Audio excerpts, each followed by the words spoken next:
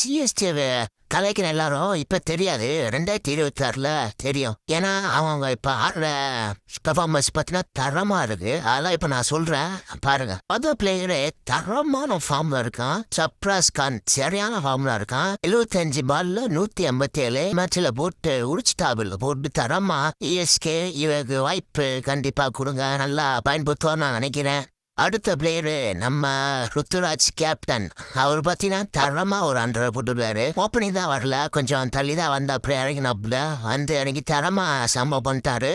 ரன்னுஸ்ல அந்த மேட்ச்ல வாய்ப்பு கிடைக்கும், நல்லா நம்பிக்கை வைங்க. தலைமை எப்பப்போ வாய்ப்பு கிடைக்குதோ அப்பப்போ 100 ஏதாவது பண்றாப்புல தரமா, அதனால வாய்ப்பு கண்டிப்பா கிடைக்கணும். அதுக்கப்புறம் ஆஸ்திரேலியா பிளேயர் நேத்தன் எல்லிஸ், அவர் பார்த்தீங்கன்னா தரமா பொலி முடுறாப்புல. இப்போ ஒரு மேட்ச் நடந்து முடிச்சிருக்கு, அதில் பார்த்தீங்கன்னா 2 விக்கெட் பார்த்தீங்கன்னா தரமா எடுத்திருக்காரு. அவ்வளோதான் கேப்டனு. போன வாட்டியாவது தான் வின் பண்ணி கொடுத்தாரு, இந்த வாட்டியும் வின் பண்ண கொடுப்பாரான்னு தெரியல, பார்ப்போம். ஆனால் தரமா போனி போடுறாரு. சிஎஸ்கேக்கு போலிங் இல்லைன்னு சொல்றீங்க, அவங்களுக்கு இப்போ புரியாது, பார்ப்பீங்க நீங்களே. அதுக்கப்புறம் ஜேமி ஹோர்டன் 4 ஓவர் போட்டு 19 ரன் கொடுத்து 3 விக்கெட்டு.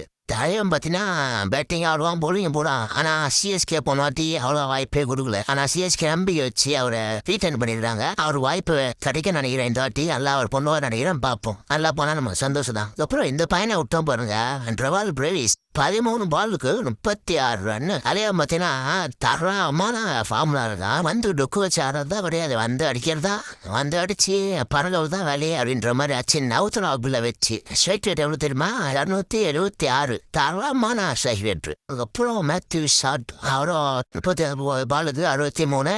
போலியான போட்டு 3 ஓவர் போட்டு 2 விக்கெட்டு 13 ரன் தான் குத்துறாப்புல. இவரும் தரமா ஆல்ரவுண்டர் பண்றாப்புல, பார்ப்போம் இந்த ஐபிஎல்ல. அதுக்கப்புறம் ராமகிருஷ்ணா கோட், ஏப்பா நீ தரமான ஆல்ரவுண்டர். அவர் 31 பாலுக்கு 47, 2 விக்கெட் வர.